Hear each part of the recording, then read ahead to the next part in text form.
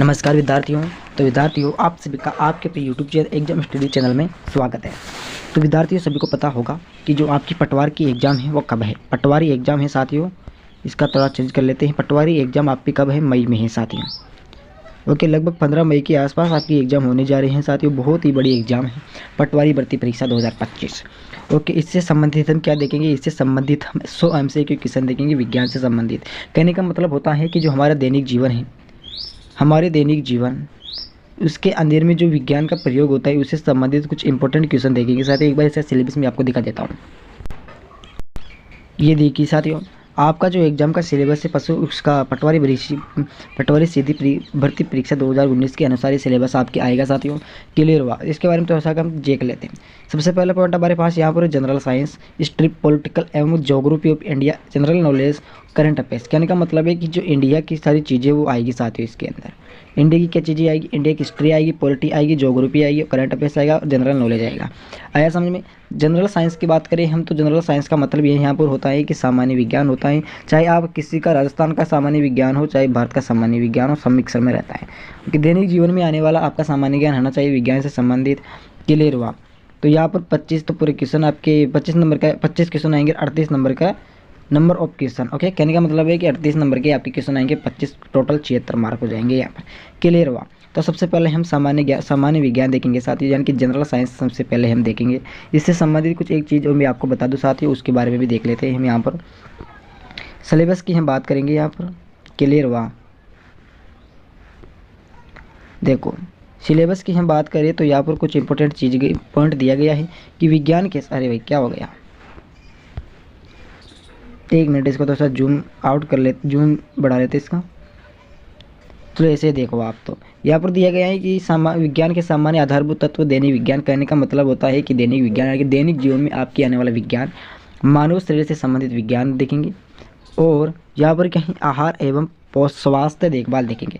कहने का मतलब है कि दैनिक जीवन में आने वाला विज्ञान देखेंगे। तो हम एक शरीर से संबंधित जो विज्ञान आता है वो देखेंगे, और आहार, नाल और पोषण से संबंधित जो विज्ञान है वो देखेंगे। विज्ञान में 4 टॉपिक दिया गया है, दैनिक जीवन और शरीर का संबंधित, आहार किस प्रकार होता है, पोषण से संबंधित देखेंगे साथियों। क्लियर हुआ? बाकी के बारे में हम चर्चा नहीं करेंगे, जब पढ़ाएंगे जब भी चर्चा करेंगे। तो सबसे पहले विज्ञान से संबंधित कुछ इंपॉर्टेंट क्वेश्चन देख लेते हैं। तो साथियों हम बिना टाइम वेस्ट करे हम हमारे जो सामान्य विज्ञान के क्वेश्चन देखेंगे साथियों, वो देख लेते हैं। इस क्लास में हम 100 क्वेश्चन देखेंगे, पूरे मिलाकर लगभग हम 450 क्वेश्चन देखेंगे साथियों। कितने क्वेश्चन देखेंगे? पूरे मिलाकर 450 क्वेश्चन देखेंगे। सभी से निवेदन है कि बाहरी आवाज़ों पर कोई ध्यान नहीं दीजिएगा। कुत्ते की आवाज़ आती रहती है उस पर, क्योंकि हमारे भी कुत्ते हैं तो आपके भी कुत्ते हैं साथियों। चलो शुरू करते हैं। तो देखो साथियों, यहाँ पर पहला क्वेश्चन दिया गया है बहुत ही मस्त तरीके से कि निम्नलिखित में से किस तत्व की कमी से घोगा रोग होता है। जो घेगा रोग होता है वो किस रोग की कमी से होता है भाई? तो देखो, तत्व से संबंधित क्वेश्चन आ रहा है, तत्वों के दैनिक जीवन में। तो निम्नलिखित में से किस तत्व की कमी से घेगा रोग होता है? तो बिल्कुल साथियों वो आयोडीन की कमी से होता है। किसकी कमी से? यदि आपके शरीर में आयोडीन की कमी रहेगी तो आपके शरीर में जो घोगा रोग होता है वो बिल्कुल होने की संभावना ज़्यादा बढ़ जाएगी साथियों, याद रखना है। अगला क्वेश्चन देखेंगे साथियों, दूसरा नंबर का क्वेश्चन हमारे पास दिया गया है कि पावर ट्रांसफर की कार्य प्रणाली का सिद्धांत किस नियम पर आधारित है?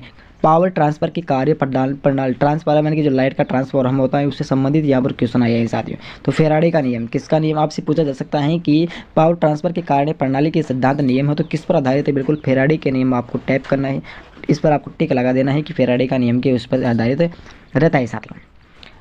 ओके, तीसरा नंबर का क्वेश्चन यहाँ पर दिया गया है कि रडार सिस्टम में उपयोग की जाने वाली तरंगे किस प्रकार की तरंगों का उदाहरण है?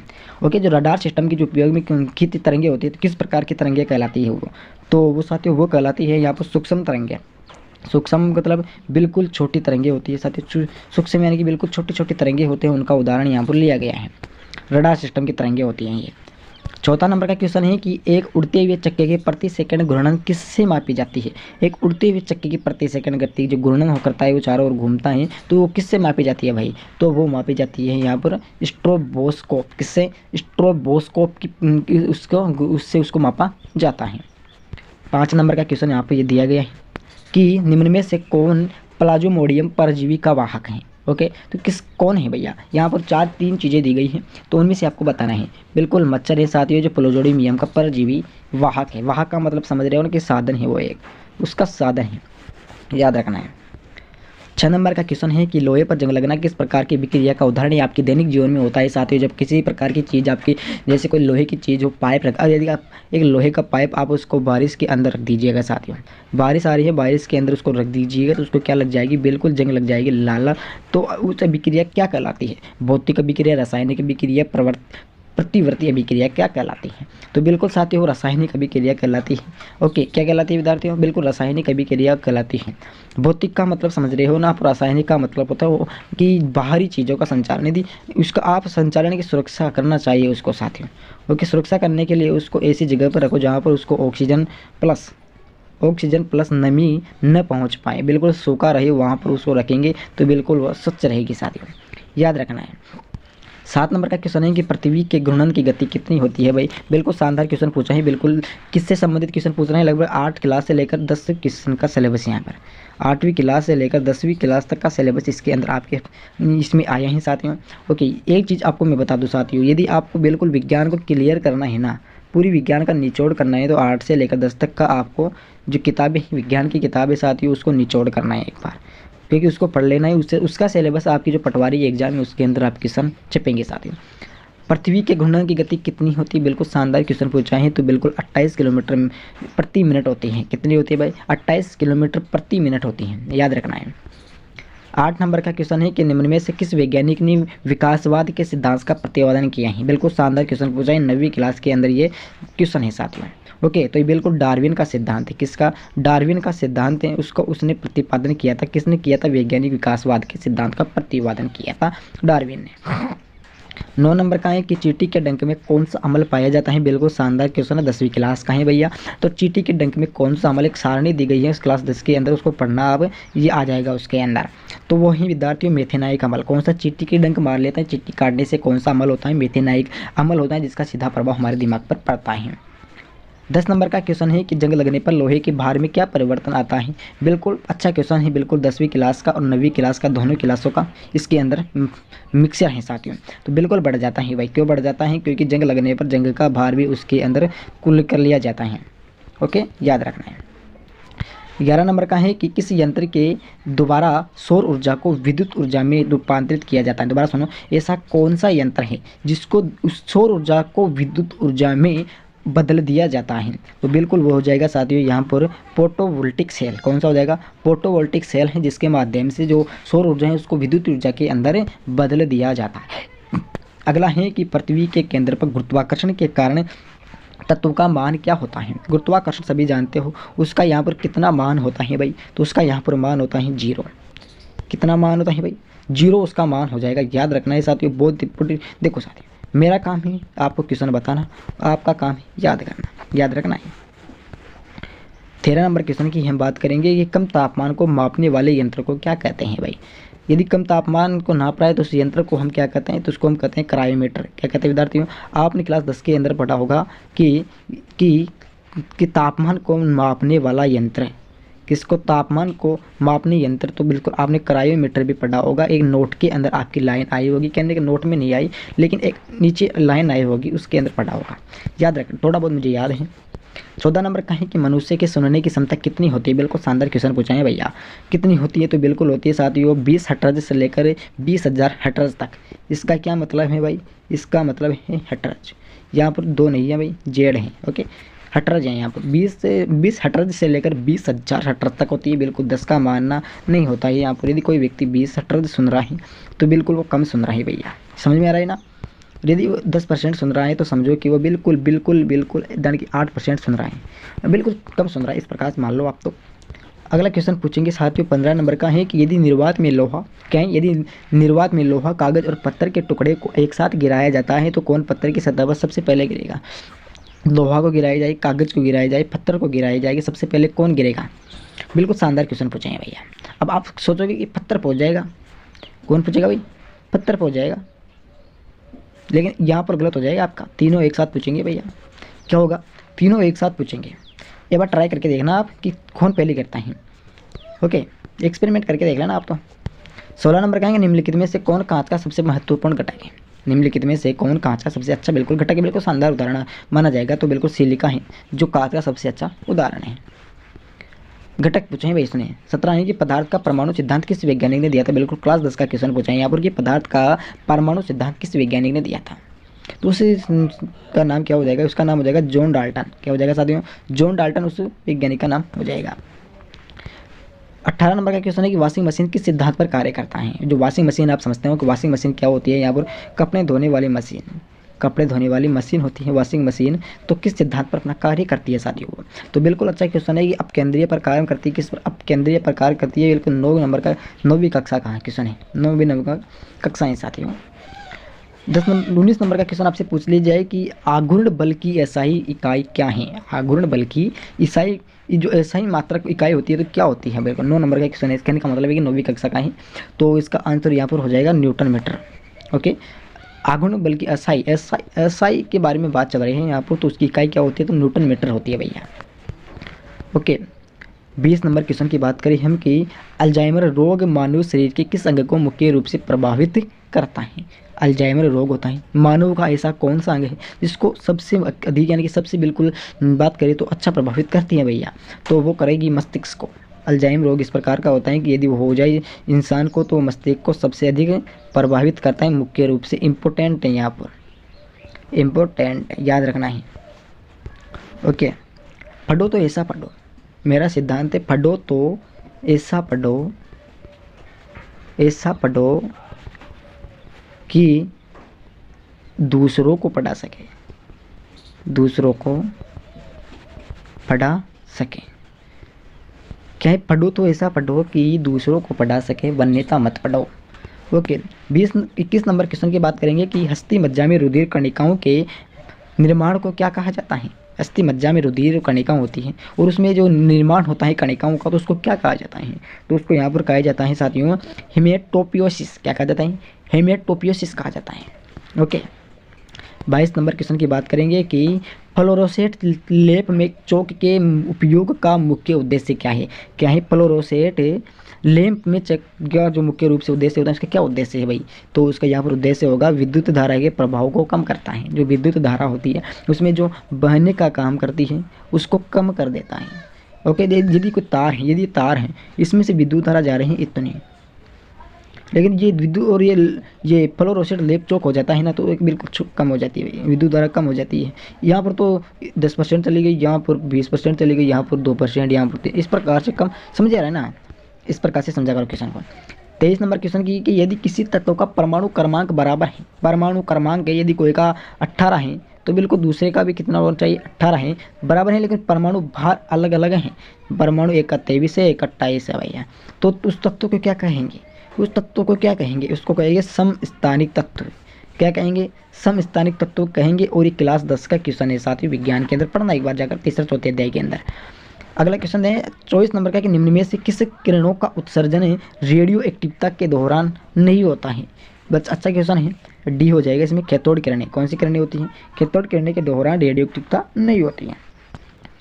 25 नंबर क्वेश्चन की हम बात करेंगे साथियों, जो बहुत ही अच्छा क्वेश्चन आपसे पूछा है कि पीयूष ग्रंथि, अरे क्या हो गया, पीयूष ग्रंथि मानव शरीर को किस अंग में स्थित होती है। ये किससे संबंधित क्वेश्चन है, ये मानव शरीर से क्वेश्चन आएगा साथियों, याद रखना है कि पीयूष ग्रंथि मानव शरीर के किस अंग में स्थित होती है। बिल्कुल अच्छा क्वेश्चन पूछा है, तो ये मस्तिष्क में होती है। पीयूष ग्रंथि कहाँ पर होती है भाई, मस्तिष्क के अंदर होती है।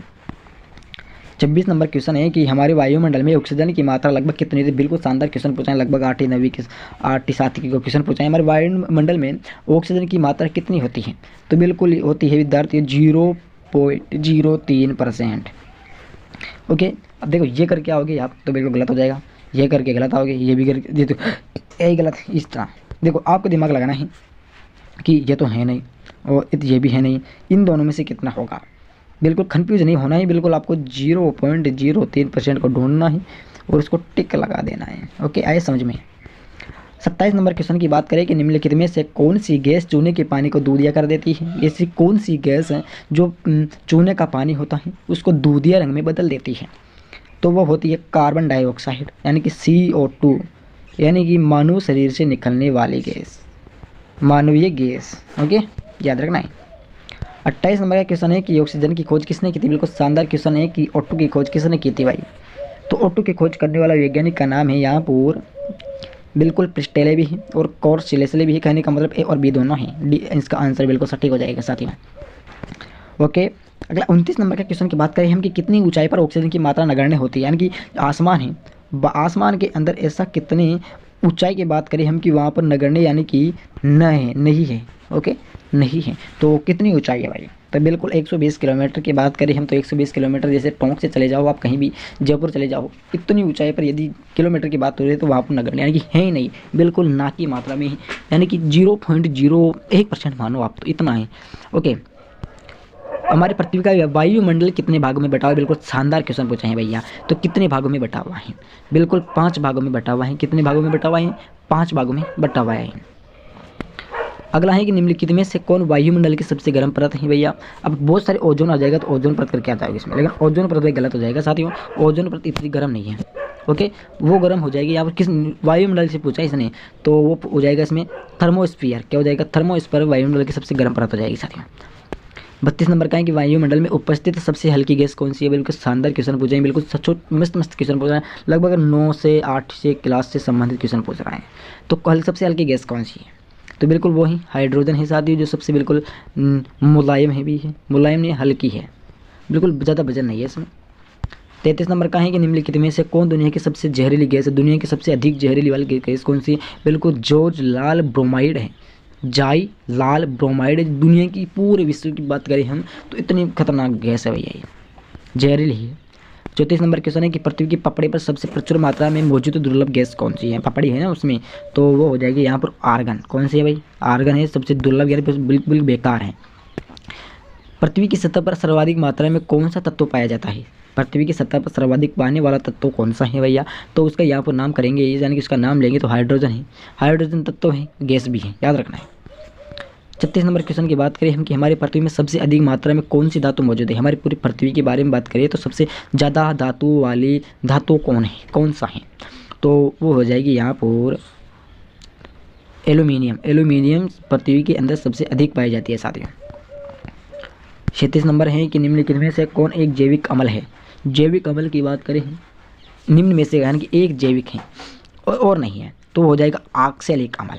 ओके, कौन सा है? सल्फ्यूरिक अम्ल मत कर देना, ऑक्सैलिक अम्ल है, ऑक्सैलिक अम्ल। जैविक के बारे में बात चल रही है, जैव के बारे में नहीं चल रही है, याद रखना है साथियों। छोटे छोटे क्वेश्चन आ रहे हैं, गलत हो गया क्या? बिल्कुल सही है ना। 38 नंबर है कि हमारे मुंह के पार्श्व भाग में स्थित टॉन्सिल का मुख्य कार्य, हम मुंह के पार्श्व भाग में, पार्श्व यानी कि पार्श्व वाले भाग में टॉन्सिल का मुख्य क्या कार्य है? तो बिल्कुल है रोगाणु का विनाश करना, यानी कि जो रोग होते हैं उनका विनाश कर देते हैं, उनको काट देते हैं, उनको फाड़ देते हैं साथियों। ओके, 39 नंबर क्वेश्चन की बात करेंगे हम कि 2 या 2 से अधिक धातुओं के मिश्रण को क्या कहते हैं? 2 या फिर 2 से अधिक धातु हो और उनका मिश्रण होता है तो उसको क्या कहते हैं? तो उनको कहेंगे विद्यार्थियों, हम कहेंगे मिश्र धातु, जो क्लास 7-8 का क्वेश्चन पूछा है विज्ञान से संबंधित, याद रखना है। अगला क्वेश्चन है कि निम्नलिखित में से कौन सा पदार्थ क्लोरीन के साथ अभिक्रिया करके ब्लीचिंग पाउडर का उत्पादन करता है? ब्लीचिंग पाउडर होता है, सोडा पाउडर होता है, बिल्कुल बेकिंग सोडा होता है, अरे वो सोडा लगे, ये पाउडर के चूना पाउडर, अरे अनेक प्रकार के पाउडर होते हैं, उनमें से एक ब्लीचिंग पाउडर का उत्पादन करता है। तो यहाँ पर इसका आंसर क्या हो जाएगा?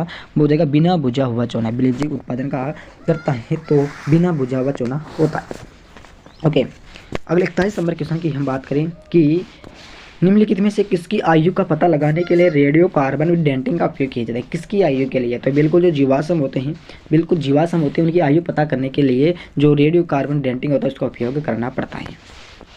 अगला क्वेश्चन है हमारे पास 42 नंबर का है कि यदि लाल रंग और हरे रंग को आपस में मिला दिया जाए तो कौन सा रंग बनेगा? बिल्कुल अच्छा क्वेश्चन पूछा है, तो बिल्कुल 9वीं कक्षा का है भैया ये।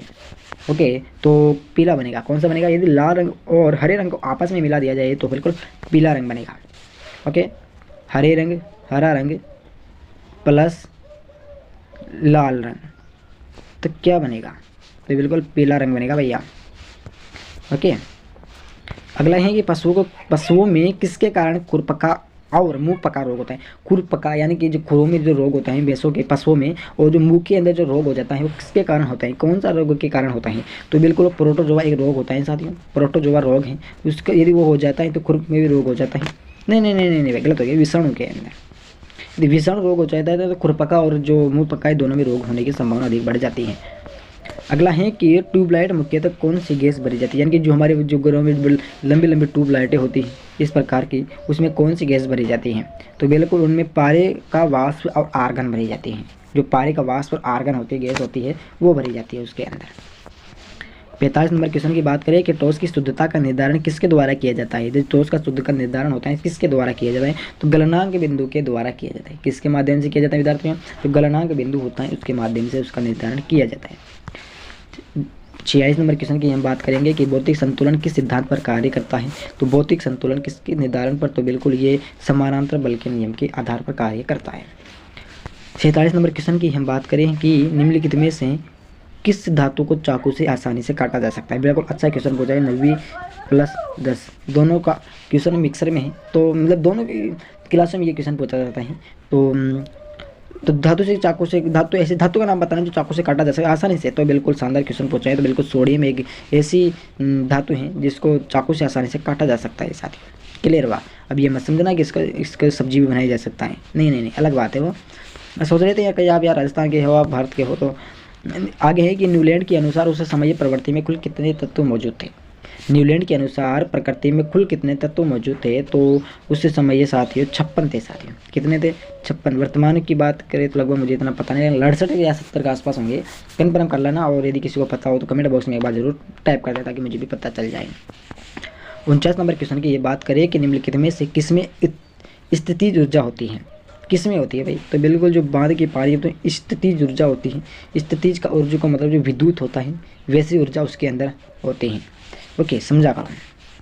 50 नंबर का क्वेश्चन है कि जी का मान कितना होता है भाई? तो जी का मान यहाँ पर होता है हेनरी केवेडिश। कितनी ज्ञात किया था? जी का मान ज्ञात किसने किया था? तो हेनरी केवेडिश ने किया था। ओके, आगे क्वेश्चन पूछा है 51 नंबर का, मनुष्य का सामान्य रक्तदाब होता है। बिल्कुल अच्छा क्वेश्चन पूछा है भैया कि मनुष्य का सामान्य बिल्कुल अच्छा क्वेश्चन, अच्छा चल रहा हो। आपका रक्तदाब कितना होता है? तो वह होता है 90/140 मिलीमीटर Hg रक्तदाब। ओके, इतना होता है, याद रखना है। 152 नंबर का है कि निम्न में से कौन मूत्र में असामान्य घटक है? निम्न में से जो आपका मूत्र होता है असामान्य घटक कौन सा होता है? तो बिल्कुल एबुमीन होता है। कौन सा होता है? एबुमीन होता है। क्यों होता है? क्योंकि यूरिया तो आप खाते हो भैया, क्यों खाते हो? सरसों में खाते हो, गेहूं में खाते हो, सब में खाते हो। कैरोटीन ही सोडियम लगाते हैं, एबुमिनियम होता है यहाँ पर। 53 नंबर क्वेश्चन की बात करें कि निम्न में से यानी कि मनुष्य में कौन सा एक अपशिष्ट पदार्थ होता है? तो बिल्कुल यूरिया होता है, जो अपशिष्ट पदार्थ होता है जिसको आप खाते हो। बिल्कुल गेहूं में खाते हो, जौ में खाते हो, सरसों में खाते हो, हर प्रकार में यूरिया खा रहे हो। 54 नंबर क्वेश्चन की बात करें कि मानव शरीर में पेशियों की संख्या कितनी होती है? बिल्कुल अच्छा क्वेश्चन पूछा है। 8-9 नंबर का 8वीं 9वीं क्लास से संबंधित, सॉरी यार क्या बोल रहे हैं याद दिमाग में। तो बिल्कुल 665 होती है। कितनी होती है? 665। ये तो नहीं है कि राजनीति है, राजनीति में पद बदलते रहते हैं, वैसे 665 है तो भी 670 हो जाएंगे, ऐसा नहीं है भैया।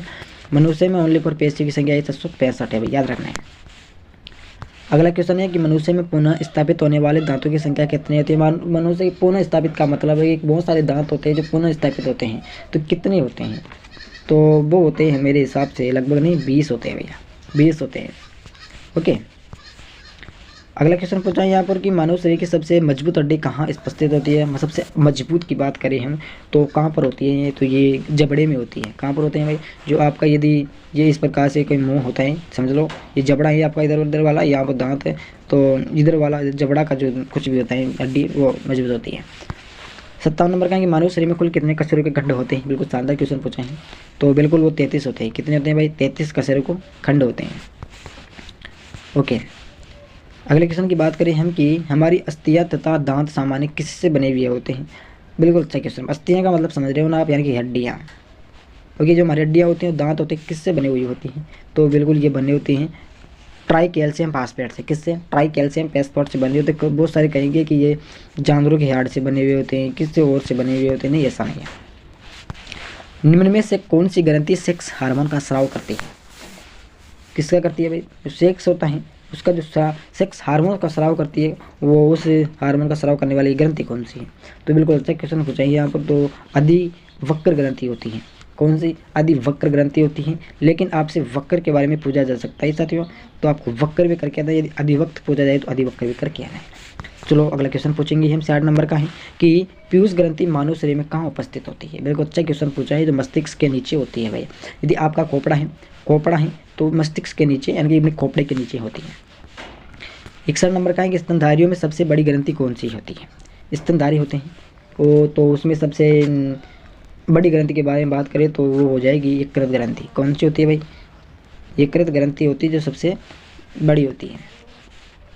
62 नंबर का क्वेश्चन है कि मानव शरीर की सबसे बड़ी मिश्रित स्रावी ग्रंथि कौन सी है? तो उसका यहाँ पर नाम हो जाएगा अग्नाशय। कौन सी हो जाएगा भाई? अग्नाशय ग्रंथि है जो मानव शरीर की सबसे बड़ी मिश्रित स्रावी ग्रंथि हो जाएगी। स्राव करने वाले, भोजन का स्राव करने वाले अग्नाशय ग्रंथि हो जाएगी। अगला है कि निम्न में से कौन सा पुरुष सेक्स हार्मोन होता है? सेक्स के बाद यानी कि पुरुष की सेक्स के हार्मोन के बारे में बात करेंगे यहाँ पर, तो वो हो जाएगा टेस्टोस्टेरोन। कौन सा भी? टेस्टोस्टेरोन। ओके, इसको इस प्रकार से पढ़ेंगे, टेस्टोस्टेरोन पढ़ेंगे। ओके, इस प्रकार से पढ़ना है इसको। 64 नंबर क्वेश्चन की बात करें कि निम्न में से कौन सा रोग जो आयोडीन की कमी की होने के कारण होता है? यहाँ क्या है कि कौन सा रोग जो आयोडीन की कमी के कारण होता है, बिल्कुल ऊपर क्वेश्चन पूछेंगे आपसे। ओके, तो उसका यहाँ पर नाम हो जाएगा साथियों चेंगा। लेकिन हमने क्या पढ़ा था पर घेंगा, तो बिल्कुल चेंगा नहीं, घेंगा नहीं होगा, चेंगा हो जाएगा, याद रखना है। ओके, 65 नंबर का क्वेश्चन है कि कौन सा रंजक मानव शरीर को रंगत प्रदान करता है?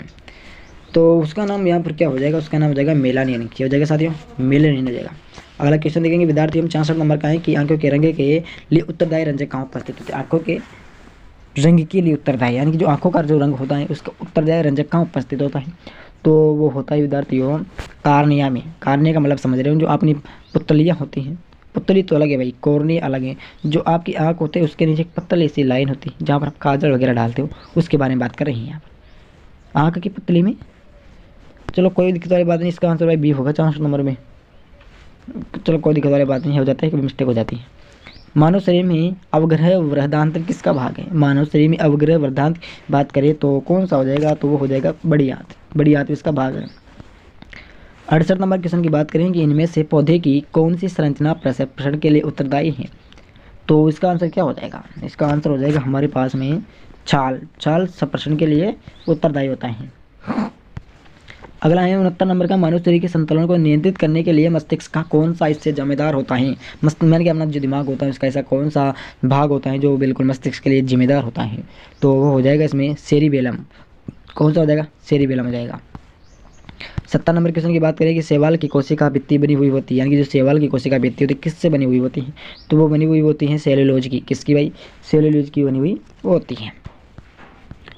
71 नंबर क्वेश्चन की बात करें कि निम्न में से कौन सा महिला जनन अंग का भाग नहीं है? महिला के बारे में बात करें तो नहीं है, तो मूत्र मार्ग इसमें उसका भाग नहीं है साथियों, क्लियर हुआ।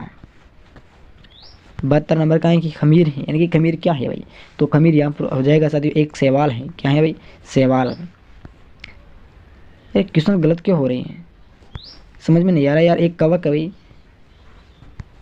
चलो कोई दिक्कत वाली बात नहीं। 10 में से 1 क्वेश्चन गलत, 2 क्वेश्चन गलत हो जाए तो कोई दिक्कत। 100 में से हमारे पास 100 क्वेश्चन, यदि 10 क्वेश्चन भी गलत हो जाए तो 90 तो आपको मैं बता रहा हूँ ना, अच्छा क्वेश्चन। ओके, 73 नंबर का किसी यंत्र के द्वारा पेड़ की तनों की वृद्धि किस माप की जाती है? यदि पेड़ की जो तने होते हैं उसकी वृद्धि की माप किससे की जाती है भाई? तो वो की जाती है ऑक्सीमीटर से। किससे की जाती है? ऑक्सीमीटर से की जाती है। 74 नंबर का है कि एक जंतु कोशिका के भीतर सबसे प्रचुर मात्रा में कौन सा अकार्बनिक घटक पाया जाता है? तो वो पाया जाता है यहाँ पर जल। एक जंतु कोशिका के अंदर यानी कि प्रचुर मात्रा में कौन सा अकार्बनिक घटक पाया जाता है? बिल्कुल जल पाया जाता है। 75 नंबर क्वेश्चन की हम बात करेंगे कि किस वैज्ञानिक ने डीएनए का द्विकुंडलीय मॉडल दिया था? वैज्ञानिक की बात करें, डीएनए यानी कि जो खून होता है उसका द्विकुंडलीय मॉडल होता है वो दिया था, तो उसका नाम हो जाएगा यहाँ पर डी, यानी कि रदरफोर्ड वैज्ञानिक था उसका नाम। ओके, रदरफोर्ड वैज्ञानिक। 76 नंबर क्वेश्चन की हम बात करें कि कोशिका की आत्महत्या की थैली किसे कहा जाता है? बिल्कुल आपके क्लास 10 के अंदर क्वेश्चन पूछा था, क्लास 9 में भी आपको क्वेश्चन पूछा था यार। तो कोशिका की आत्महत्या की थैली किसको कहा जाता है? बिल्कुल लाइसोसोम को कहा जाता है। किसको कहा जाता है विद्यार्थियों? लाइसोसोम को आत्महत्या की थैली कहा जाता है। 77 नंबर का क्वेश्चन है कि क्लोरोफिल में कौन सी धातु उपस्थित होती है? क्लोरोफिल की बात करें तो उसमें कौन सी उपस्थित होती है धातु के बारे में? तो वो हो जाएगी मैग्नीशियम। कौन सी हो जाएगी भाई? मैग्नीशियम। 78 नंबर का क्वेश्चन है कि दूध का धवल रंग किसकी उपस्थिति के कारण होता है? दूध का जो धवल कारण हो जाता है तो बिल्कुल कैल्शियम की कमी से। किसकी कमी से? कैल्शियम की कमी से होता है। 79 नंबर का है कि इंसुलिन किसके द्वारा उत्पादित होता है? तो इंसुलिन होता है अग्नाशय के द्वारा। किसके द्वारा? अग्नाशय जो ग्रंथि होती है इसके द्वारा होता है। 80 नंबर का है कि कौन सा रोग विटामिन ए की कमी से होता है? बिल्कुल आपके 7-8 का नंबर का क्लास का क्वेश्चन है कि विटामिन ए की कमी से कौन सा रोग होता है? बिल्कुल सभी को पता रहना चाहिए भाई, तो वो होता है, 1 मिनट होगा, 80 नंबर का है ना, रंथोदी होता है, बेरी बेरी शायद बीके होता है। ओके, 81 है कि कौन हमारी आंखों में प्रवेश करने वाले प्रकाश की मात्रा को नियंत्रित करता है। दृष्टिपल करता है, पुतली करता है, आइरिस करता है, फिर रेटिना। प्रकाश की मात्रा को नियंत्रित का मतलब होता है कि बिल्कुल सामान्य मात्रा में हमारी आंखों में जाने देती है, बिल्कुल जो आइरिस होती है वो जाने देती है। अगला है कि पेड़ पौधों का खाना तैयार करने की प्रक्रिया कहलाती है, यानी कि जो उसका खाना पीना होता है वो तैयार होता है तो उसको क्या कहलाता है, उसके यानी कि उसको क्या कहते हैं, तो उसको कहते हैं फोटोसिंथेसिस। क्या कहते हैं, फोटोसिंथेसिस उसको कहते हैं। 83 नंबर का है कि एक भारी नाभिका के दो हल्के नाभिकों में टूटने की प्रक्रिया को क्या कहते हैं, तो उसको उस प्रक्रिया को हम कहते हैं नाभिकीय विखंडन। ओके, नाभ का जो खंडन होता है उसको कहते हैं। 84 नंबर का है कि श्वेत रक्त कणिकाओं यानी कि WBC का मुख्य कार्य क्या होता है भाई, तो उसका कार्य यहाँ पर मुख्य रूप से हो जाएगा रोग प्रतिरोधक क्षमता को बढ़ाना के, जो रोग होता है उसको लड़ने की क्षमता को बढ़ावा देता है श्वेत रक्त कणिकाएं। अगला है कि किसकी उपस्थिति के कारण रक्त का रंग लाल हो जाता है, किसकी उपस्थिति के कारण, तो वो हो जाता है WBC श्वेत रक्त कणिकाओं के कारण। हीमोग्लोबिन नहीं होगा इसके अंदर यार, हीमोग्लोबिन समझते हो ना आप, जो हरे रंग की लकड़ी के समान होता है, उसको खाने से कौन बढ़ता है। ओके, हीमोग्लोबिन हो जाएगा इसका आंसर। हो जाता है कभी गलती यार। मानव हृदय में कक्षों की संख्या कितनी होती है, तो संख्या हो जाएगी इसके अंदर सी, किन का मतलब 4 हो जाएगी। 27 नंबर का है कि निम्नलिखित में से कौन सा रोग वायु के द्वारा फैलता है, तो वायु से फैलने वाला रोग हो जाएगा फ्लेग। बिल्कुल अच्छा, कि फ्लेग होता है, फ्लेग रोग है। 28 नंबर का है कि किस तत्व की उपस्थिति के कारण गाय के दूध का रंग हल्का सा पीला होता है, कौन सा तत्व उपस्थित होता है गाय के दूध में जिसका रंग हल्का सा पीला होता है भाई। बिल्कुल अच्छा क्वेश्चन पूछा है, तो बिल्कुल कैरोटीन जो तत्व होता है उसकी कमी से होता है, कमी नहीं, दूध का रंग उपस्थित होता है उसके अंदर ही। 89 नंबर का है कि निम्नलिखित में से किस विटामिन में कोबाल्ट पाया जाता है, किस विटामिन में A B C D किसके अंदर पाया जाता है, तो बिल्कुल ये पाया जाता है विटामिन B12 के अंदर। Okay, vitamin B12।